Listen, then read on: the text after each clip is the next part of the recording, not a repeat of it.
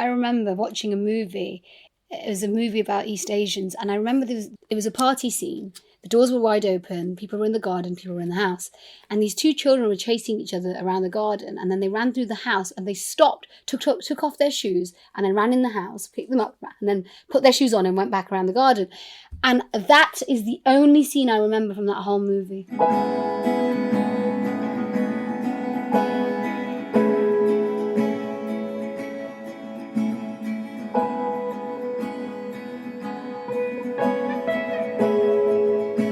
This is Writer's Mosaic, in conversation. Author Sita Brahmachari talks to author and activist A.M. Dassu about hope and empowerment.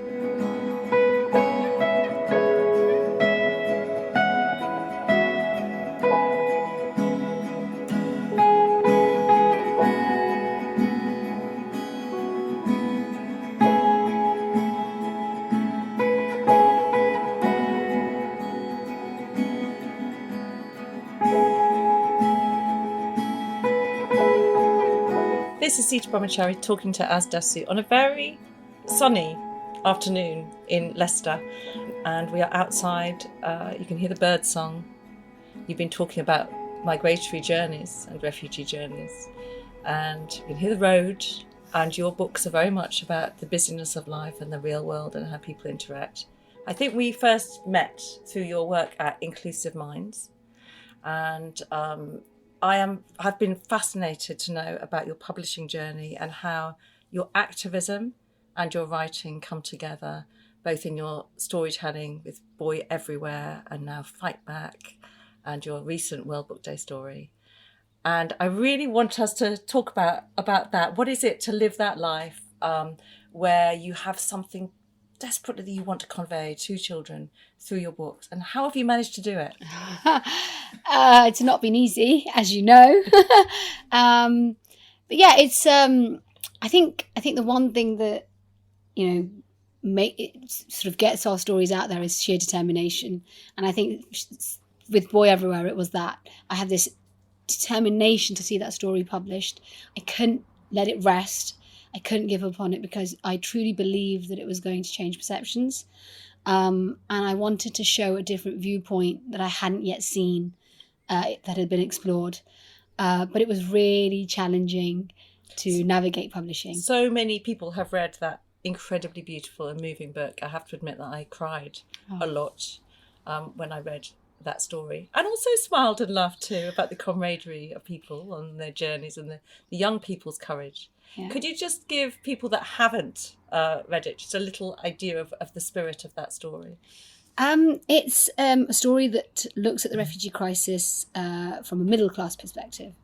And what it seeks to do is connect readers in the West to war and displacement in the other part of the world, and especially in the Middle East and South Asia, etc., where people are deemed to be unworthy, uneducated, desperate, to leave their lives behind, when in reality they are settled, they are happy, and they only leave when they're forced to leave. So it takes a middle-class child who's got everything, an iPad, a great school, he loves PlayStation, he loves football, and he is, suddenly just, his life is upended. He has to leave that very, within a few days of a bombing, and seek safety in Europe and eventually in England. And it charts their journey and the challenges that refugees face. And it shows us how very difficult it is for them to make that decision, to leave home, to leave their families, to leave their entire being behind and to start again. And ultimately it shows us that it could happen to us very easily. It's a very emotional read, and you don't pull any punches. You see the characters on their journey and the dangers that the children face, and something he faces really every day. Yeah. On that journey here. And what has been the response from child readers to... We have the road behind us. We're just going to continue because the road is the busyness of life. So, yeah. It's been incredible, actually. The thing is, I wrote it for everybody, And I really was nervous about children reading it because it's a challenging book. And as you said, I went into detail, and I treated the subject as I would for adults. I didn't, cozy or put anything through rose-tinted glasses. And they have really taken to it. They adore Sammy. They want to do something after they've read the book. It's a favourite book for so many children, which I find amazing because it's actually a book that my first book, which doesn't have that many light moments as I tried to put in my subsequent books. I've tried to make them lighter in places, whereas that one, it was difficult for me to have really, really light moments. I tried to interject them. But Sammy was in a traumatic situation. Exactly. Yeah. And for that reason, I thought that children might not take to it. Maybe a book that they just read in class because they have to, but actually that's not the case. It's chosen by them voluntarily, and they've dressed up as Sammy. They've sent pictures of the cover of him, and when I do school visits, the reaction is actually just incredible. It's something they just connect to him and connect to that story in a way that I would just had hoped for. Do you find that children are really searching for a way to navigate and have an understanding? Because they do hear, don't they, the narratives. You've talked about toxic narratives and how much the words that are used around refugee people are important. But children and young adults do hear those words. Yeah. And do you feel that they're looking for something? I think so far what I've seen in publishing is that publishers and gatekeepers want books which are, provide escapism, which are light, etc., because they believe that children need that and should have an innocent childhood, which is, free from any worry or pressure. But in reality, children are exposed to everything. And in today's world, they're exposed to it not just via the news, but you've got YouTube, you've got Snapchat, you've got WhatsApp chats, you've got your grandparents, it is everywhere. You've got news around at school that they watch. So they are exposed to things that are happening around the world. They've got questions. There are children also, learning alongside them who've experienced these things. And so I feel that we need to equip children, not, sort of mollycoddle them and protect them, because they are going to go out into the world. And I want children to go out into the world fully equipped to be empathetic and understanding of other people's struggles if they aren't struggling themselves. And if they are struggling themselves, to see themselves in that book or in a book and to feel empowered and to see that character and think, you know what, that character went through an awful things. But I am going through an awful thing, but they got through it and so will I. So I guess it's a means of hope and empowerment, and that's what I want my books to be for them.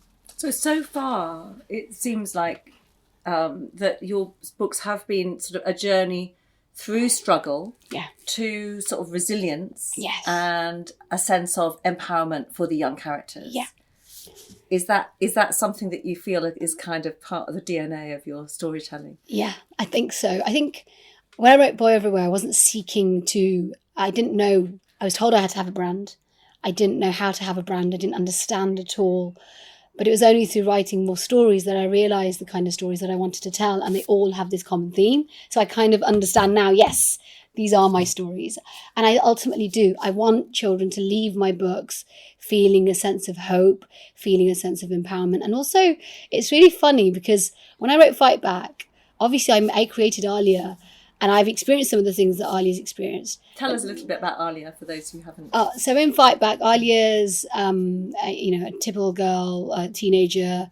She, like any other, who enjoys time with her friends. She loves music. She loves going to school, and she sees herself. She sees nothing wrong in her life. She sees, wouldn't ever question her belonging in this country until there's a terrorist event that happens in her city, and she's at that concert bombing. And it absolutely turns her world upside down. And she has to face bullying. She feels isolated. And she withdraws until she realizes that actually, why am I hiding from my identity? Why am I scared to say I'm a Muslim, to show I'm a Muslim? I'm actually going to change things around. I'm going to fight back. And she puts on a hijab to basically represent her community and herself and to show people that there's nothing to be afraid of. But obviously she then, struggles with even more bullying and isolation. And then she finds her people. and she finds people from all sorts of backgrounds. And there is a kind of echo, isn't there, in your own journey as well. Talking about that moment in history with 9/11. Yeah, 9/11 changed all of our lives globally. Like, it touched everyone's lives, the way that we travel, the way that security is thought about, the way that brown people are perceived, whether you're Muslim or not. If you cover, everyone sort of, was burned by that episode in history. And it changed my life. It made me want to be seen physically as a Muslim, visibly, so that I could then walk into a room and change perceptions. And like Alia, I did it for the same reason. I put on a hijab, and it's not been easy. I think that's after putting it on, I've realised just how much prejudice there is out there, how stereotypes take hold, how people make assumptions. And, during my working life as a magistrate, every day that I went into court, I was restarting. It didn't matter if I had worked on that bench with those people. Every day I was going in as a new person where I had to prove myself over and over again. Because you were wearing hijab? Because of the way I look, because of, my name, my background, my colour, So I had to, and my age, because obviously I was younger than the majority of magistrates. But all of those things meant that I had to prove my worth on that bench. And I'd always leave happy because I'd do it. I'd show that I had something to give. But going in was always daunting. What drew you to become a magistrate?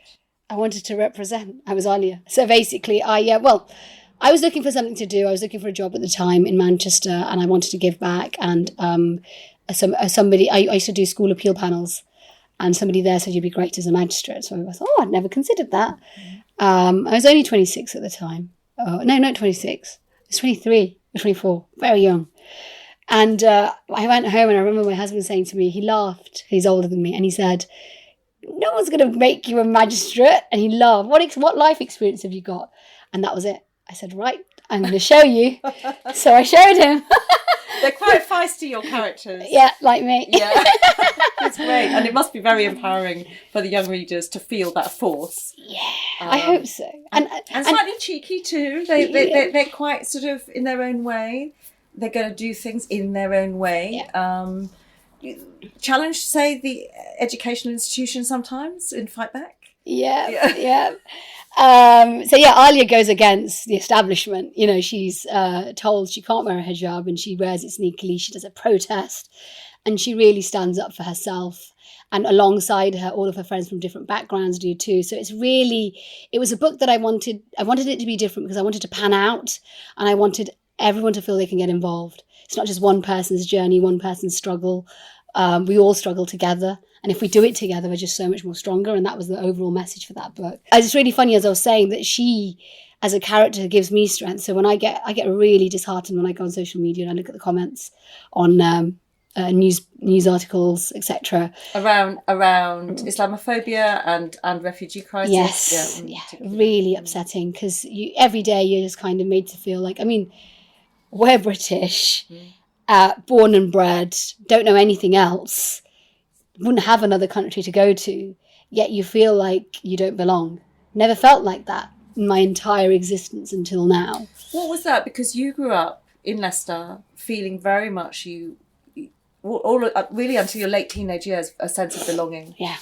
And this is my city. This is this diverse level of diversity in terms of religion, cultures, backgrounds, histories, friendships, loves. All of these things were together. Yeah. Food, shopping, everything. Yeah.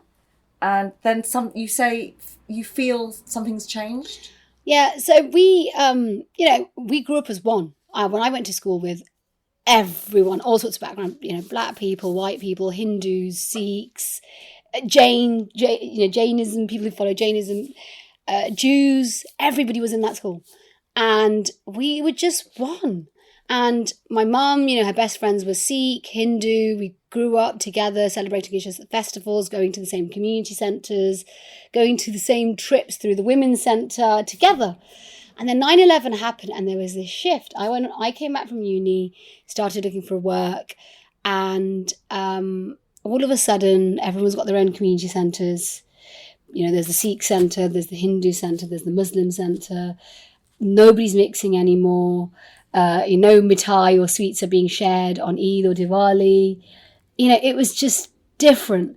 And I didn't understand why. Obviously, I then moved on to Manchester, which was a different experience altogether. And having come back to obviously raise my children here, and especially in recent years, there's a big divide in Leicester now. There's discord between communities. There's a lot of hate, judgment, misunderstanding. And it's quite shocking because never in my life, and I don't think anybody who lived in Leicester would have ever seen the far right or extremism take hold in Leicester, which is literally, it was the sort of beacon for diversity and multiculturalism in the UK. It was the place to look at.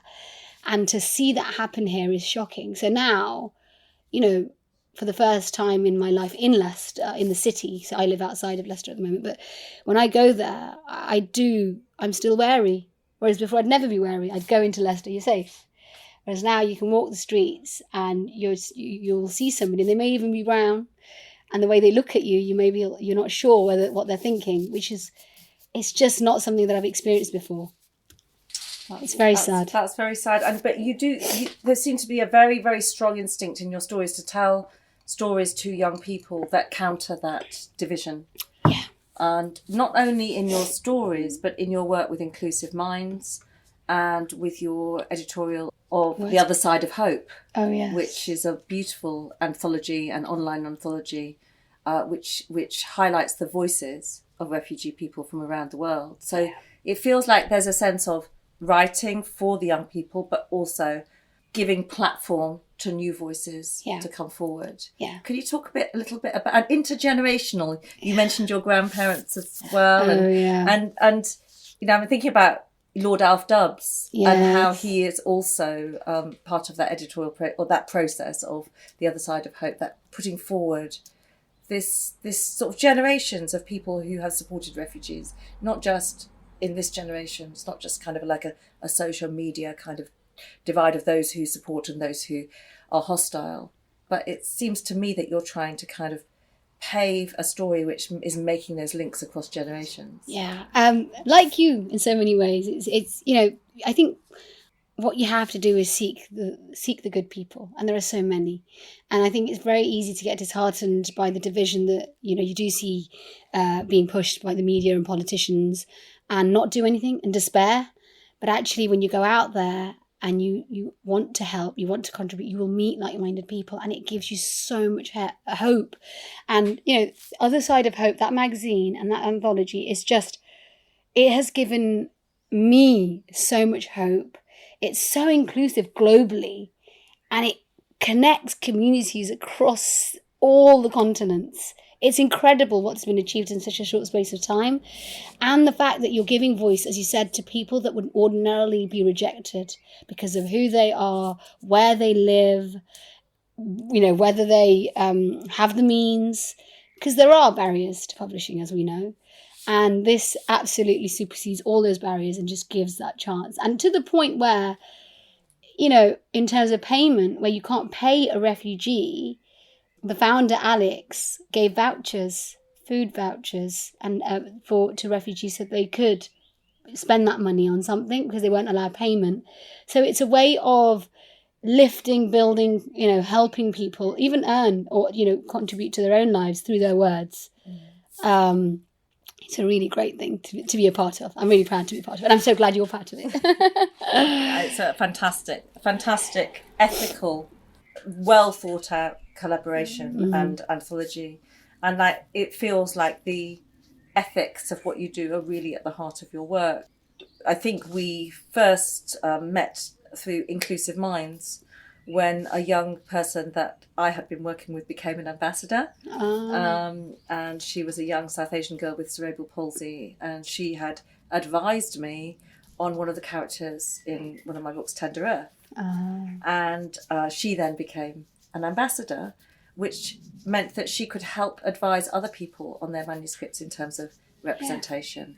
And I just loved the fact that there was a structure that you had built, which meant that young person wasn't just being gone to for their advice and then goodbye, but they were then being brought into a sense that they were readers, they were possible writers, that their vision of the world was really important too. Yeah.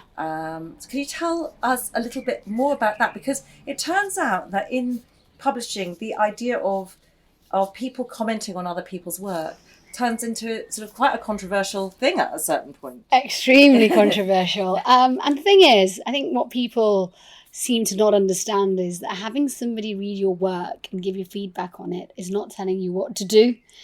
And we don't call them sensitivity readers. They're called authenticity readers. They're our ambassadors, because you're supposed to connect with them from the outset of your project. You're supposed to work in collaboration with them and seek their, knowledge if you wish to, or maybe just have them read your work and let you know what they think. But again, we remind people that it's one voice.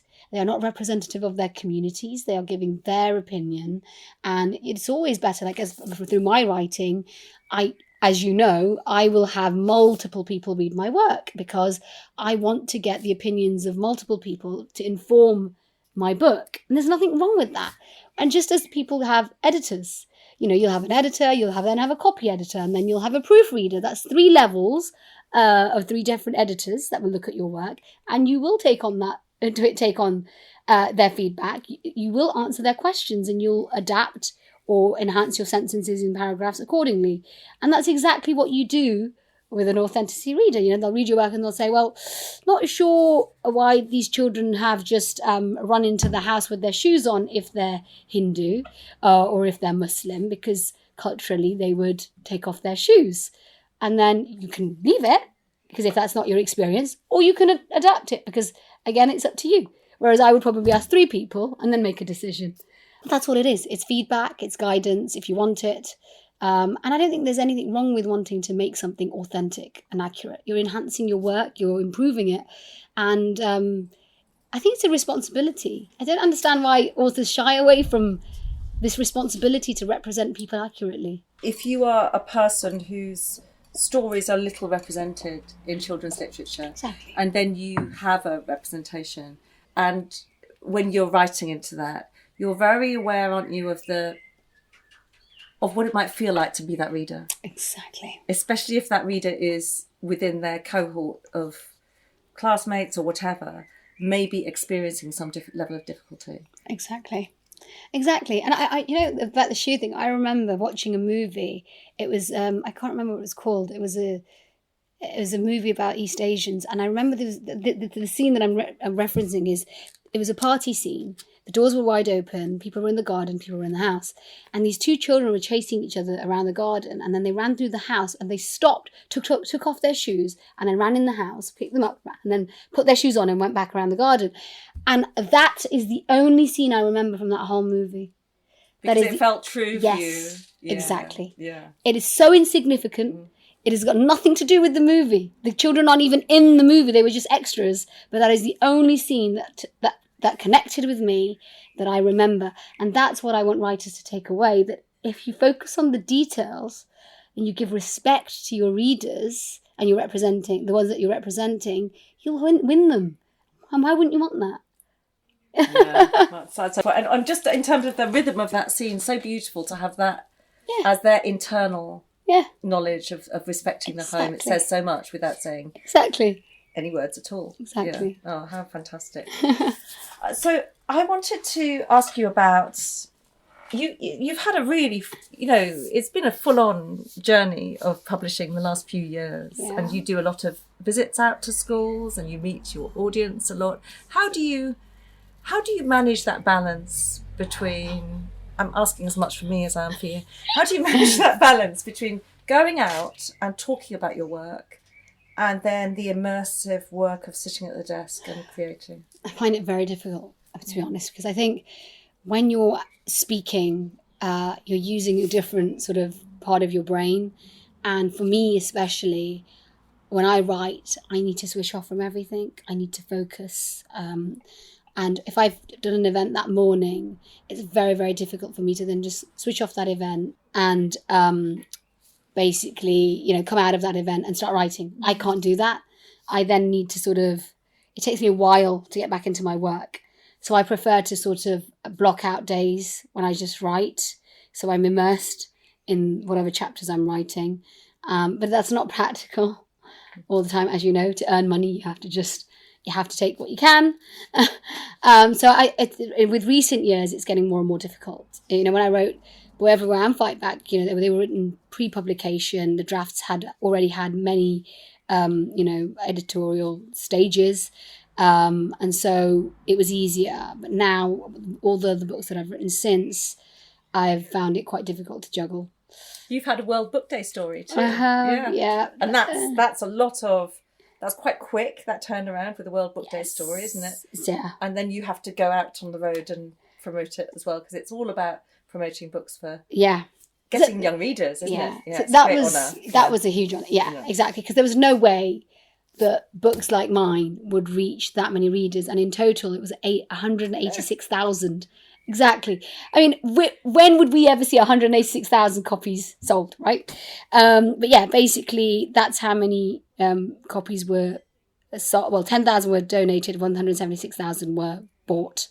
So those people get to know your name as a writer, and then they go to your other books and they find your other books. So at the back of Boot It follows on from Boy Everywhere. And so at the back of that, you've got the first chapter of Boy Everywhere, should they want to read it. And then there was a little advert in the back for my forthcoming novel, Kicked Out. So they've got the whole series, essentially. But yeah, that was a really exciting project. When I was asked to do it, I was like, because when I saw the panel itself that chooses, and the way that you're congratulated when people found out, other publishers that found out were emailing me to say, congratulations, you won it, because they all know how hard it is to get chosen. And I know you had one. But I did. It was very sad. It was in lockdown, but it was amazing to get chosen. You just think about all of these children that are exactly. And it's such, and I've got your World Book Day book. My kids read your book. But yeah, so because it's a free book. Oh, it's £1. It's £1 book. But yeah, with the token it's free. But they get a token. Yeah. With the token it's free, but schools buy it, don't they? So like the book Boot It has been bought as a transition novel. So even now, just the other day, somebody tweeted about 50 copies and said that they were going to give it to their year 6s as a transition novel. So they bought it ahead. Others read it during World Book Day. But it was great to connect with communities that ordinarily, I went to Peterborough Football Club and I met kids that, usually wouldn't be able to buy books.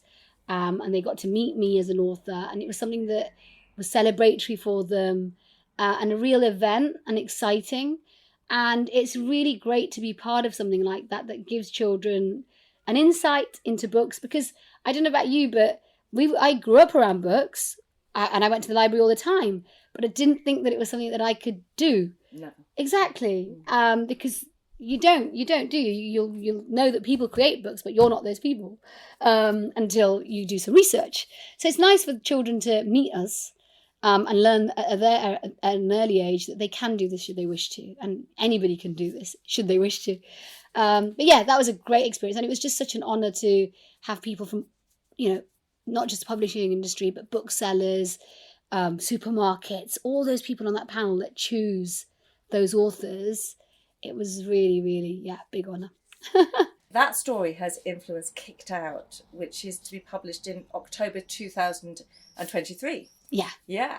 So I haven't read that yet. Can you give us a little teaser about what that's about? It's very different to the other books. It's got the same cast of characters from Boy Everywhere and Boot It, but it's told from Ali's perspective. I don't know if you remember Ali from Boy Everywhere. I do. Yeah. It's unforgettable. Yeah. So he, it's twofold. It's got two plots, but basically Ali's dad, he abandoned his family when he was young at 5 and remarried, and his dad has come back to the area and his half-brothers joined his school.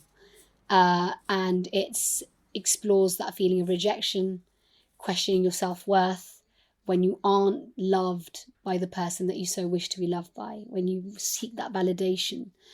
And it's about him navigating that personally. But at the same time, the boys are at Mark's house, whose mum, he's a boy that's gone through poverty, eaten cold beans out of a tin, and his mum's now won the lottery, and she's in a house in Hale Barnes next to a celebrity footballer. She's living the life. And they are all swimming in his pool, living their best lives. And they're kicked out when Mark's mum's new boyfriend accuses them of stealing money. And Adam, who is the unaccompanied young person from Boy Everywhere. He is working illegally in their garden, doing their gardening, and he is accused of stealing that money. But they're all kicked out. And so it's about them sort of seeking justice for him and proving he didn't steal it, but also at the same time, he's about to be deported. So they are raising money to pay for his legal fees so that he can stay and he doesn't get sent back to Syria. And the boys basically, it's got the element of activism again. And they organise a charity football match. I wanted to use football again as a means for good, as a means of community. So yeah, it's twofold. It's basically they come together to help Adam not get deported. So you do get an insight, and it shines a spotlight on the life of an unaccompanied young person, and also personally how it feels to question yourself because of a parent that isn't there for you. And I wanted to explore that because certainly in Muslim characters, but certainly even in South Asian characters, generally in publishing, you'll see a lot of books about bereavement, grief, or divorce, but you don't get stories about single parents and parents that abandon their children. Certainly not in South Asian families. What a taboo. And it happens. It happened to me. So I wanted to explore that for children, to just, again, those who want to, who will feel seen, because there are countless boys and girls growing up without a father figure. And then also for those that have their families, to see how that might feel to not have your father in your life. So you're wanting to, within those communities, to open up wider representations within those communities as well as without as well. Yeah.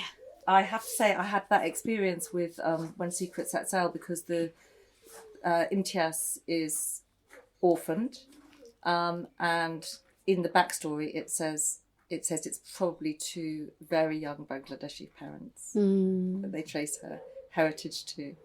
And it's very fascinating because nobody really asks me about that apart from Bangladeshi children. They'll often ask me about that. Yes. And they notice it. It's a kind of small thread in the book, but it's placed there, and they do notice. Yes. And they want to know. Yes. They want to know that story. Yes. So stories get stories, don't they? They do. It feels like you're pulling the threads through from some of these characters, so that it's wonderful because you're getting to see them in their journey as refugees coming to this country and first establishing themselves. And then you're seeing them later on in the kind of infrastructure of the society and the equalities and the inequalities. Yes. So that's, put together, if people put your work together, they can see a whole cohesive thread, really, of a vision of what you're trying to kind of pull out for young readers. Yeah. As an author who has published several books, what would you say to a young author coming up about entering this field of publishing? What would they have to get themselves ready for? The one thing that we all have to be ready for is rejection. It doesn't matter whether you're, multi-published, etc. Your ideas will always be rejected. You'll always be told, no, do this again, or this isn't right. And I think you have to have that resilience. I think it really is an industry not for the faint-hearted. You've got to have a bit of grit to keep going. And also, I think you have to be determined when someone questions you or when they question your work, to be able to have that confidence to stand up and say, no, this story needs to be told, and this is why. And I think I've done that every time I've been questioned. And I have a firm belief that there is a place for all of my stories, and I'll hold on to them. I'm not going to bin any. I am really tight. If I've written something, I'm going to sell it one day. So even with Boy Everywhere, I wrote it 5 years before it was published, but I held on to it because I was like, no, it will be published. If I have to do it myself, I will do it, but I'm going to see this story through. And I think that is something that a young person has to have, that don't get disheartened when you get feedback. Don't feel that they are criticizing you as a person. What they're telling you on your work is that you haven't reached your potential yet. And I think that's something I've always held on to. Whenever I had feedback, and you know this, when you get feedback initially, when you get that editor's letter, you're like, oh God, how am I going to do this? This is so hard. This was awful. But then you go back and you think, well, if I do the work, I know I can make this shine. I've just got to do the work. And I guess that's what it is. It's like understanding that it's not rejection, or it's not feedback that's saying that you're not worthy or this will not happen. It's about going back and working on it to make it shine enough every time, over and over, every story, whether it's been bought or not. That is what you're going to have to do. And what is the thing, to go back, it feels like we've come full circle in the conversation. What is the thing that gives you the grit to carry on when you think, no, this is just too uphill? What is it that's at the core that is making you carry on to get that book published? I know that there's a child out there that when they read that book, they're going to feel seen and they're going to get hope from that book, and they're going to think, oh my God, that's me. And if that character did it, I can too. I think that for me is the key. And then also that hope, that for me is a fact. I know that there are children out there, but then for me, the other side is that hope that the other children that read it will one day encounter someone else who's going through that and maybe think, oh, okay, maybe I shouldn't say that, or maybe they are feeling, a certain way about this. Maybe I should try and understand. And I guess, it's empathy, isn't it? Building that empathetic world that we so need. Well, as it has been amazing to talk to you. We've had a little bird that's come and sat on our table. Sita attracts the birds. There's been lots of traffic, which there always is in life. But we've had a constant bird song and sunshine in our conversation. And I wish you all the best in your amazing publishing career, because your voice is a really important voice for us in this world today. Thank you, and I'm so glad that you paved the way before me. Thank you.